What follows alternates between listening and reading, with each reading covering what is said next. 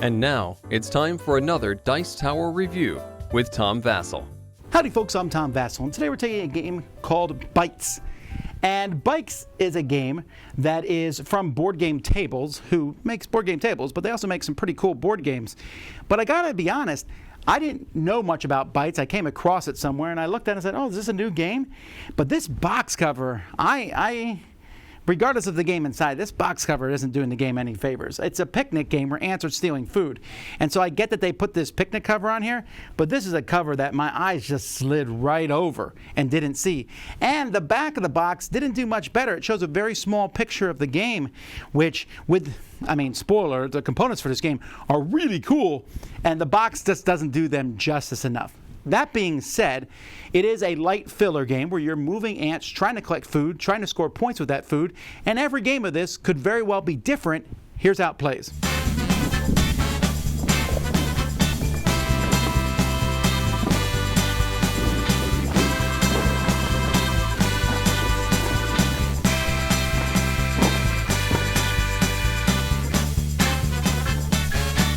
In this game, you're going to be taking a pile of different food items and placing them in one really long line. I have it curved like this, and you'll do this so it fits on the table. You'll take one of each of the main foods and put it there, and put an ant of the colors of the main foods. There's 5 foods: grapes, apples, bread, cheese, and peppers, and there's an ant matching each color. Then there's special chocolate and wine. And what you're going to do in each game is you're going to pick 4 cards that govern the rules of that game. The bites will show how many points ants are worth at the end. The chocolate will give you a special rule that chocolate pieces can be used for. The wine will be scored based on this card. And then the other card gives you a special rule that affects the game. And in fact, you can play with no rule. Players are going to be taking turns, and on your turn, you'll pick any ant you want, and you're going to move that ant as far as you want to the next color, so the green one jumps from pepper to pepper. Once you land there, you will take either the one before or the one after it and keep that. And of course, you can condense the line to show. So this one, I go here, I can't take this one because the green ant's on it, so I can take this one. And then the purple one might jump here and take the wine. The red one will jump all the way over here, take the cheese. The next person moves the yellow one all the way up to this cheese and takes the chocolate. And that's how the game works. When the ant goes up here, you're going to place them on here, basically according to whatever the card says. So one card says the first one goes to the 4, the second one to the 3, and the other one does it in reverse order, etc. Also on your turn, instead of moving an ant, you can play a piece of chocolate, using it for the chocolate special ability. So I might play a double. It says after your turn, take a second food for the ant you just moved. Or before or after your turn, choose a player to give you a food token of their choice. Or take a second turn ってany ant backward instead of forward. When moving an ant, skip the first food token that matches their color. So that's what chocolate's used for. Whenever you make an ant come here, you will also, since you're not getting a food like you normally would, there's one of each set aside. You can take one of these and keep that. And the game will be over when all the ants get to the end. At that point, you're going to see how much wine is worth. So here, wine is worth 1 point for each different type of food you have at least one of. Here, the number of wine you have, the more points it might be worth. Each wine is worth 1 point for each wine you have, etc.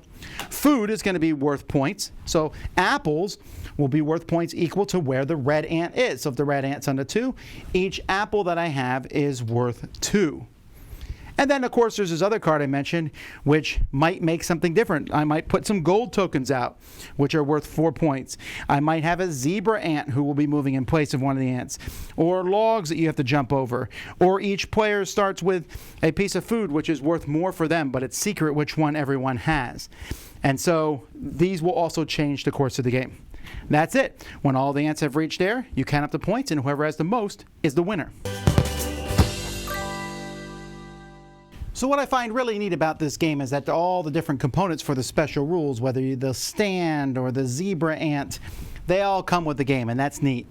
The cards themselves are very good quality with linen finish on them, very easy to figure out what they mean. And the food, now this is maybe not so easy to see on video, but this food is actually double thickness with holes and bites in it. So you can see here the chocolate. That's really good quality. It's really nice. I don't know, they didn't need to do this, but that's pretty neat. I was very impressed with that. This is neat, but this is my one besides the box. My one negative thing about the game is, unfortunately, this does not fit in the box, not even close. So you have to take it apart and put it together every time, which I fear is going to really cause it to not look as good as time goes by. It's going to fall apart if you play with it too often. I've seen things like this happen with the tree from Everdell and things like that. That concerns me a bit. I almost wish they had also put in just a board you could put them on that would have fit in the box. But other than that, really great components inside. It's so much nicer than the outside of the box. Once again, Board Game Tables shows that they just know how to make good games with great component quality. This is a very simple game. It moves very quickly. And it's interesting because if you play the game out of the box and they tell you there's 4 cards to start with, the first answer to the end goes to the highest one. There's no special rule. Chocolate lets you move double. I forget what the chocolate does in the special one. But that's an interesting game, okay, but it's when you change things up. Like, personally, I like the first ant to get there is the lowest points, which makes it very interesting because people start zooming ants or holding back, and it's a really interesting, I found that dynamic to be even more interesting.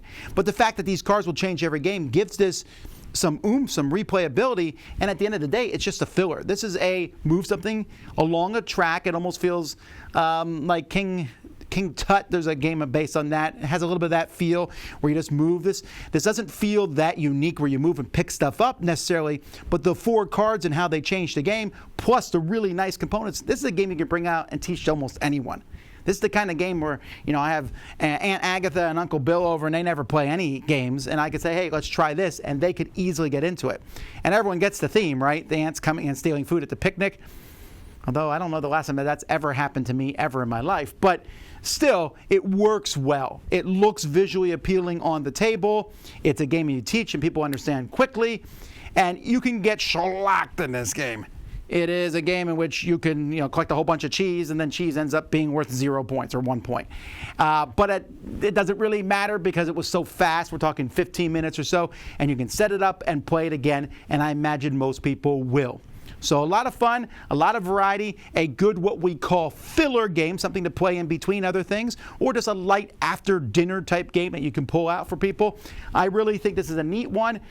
So ignore the boring cover. The game inside is pretty fun. That's Bites. Dice Tower Judgment approved.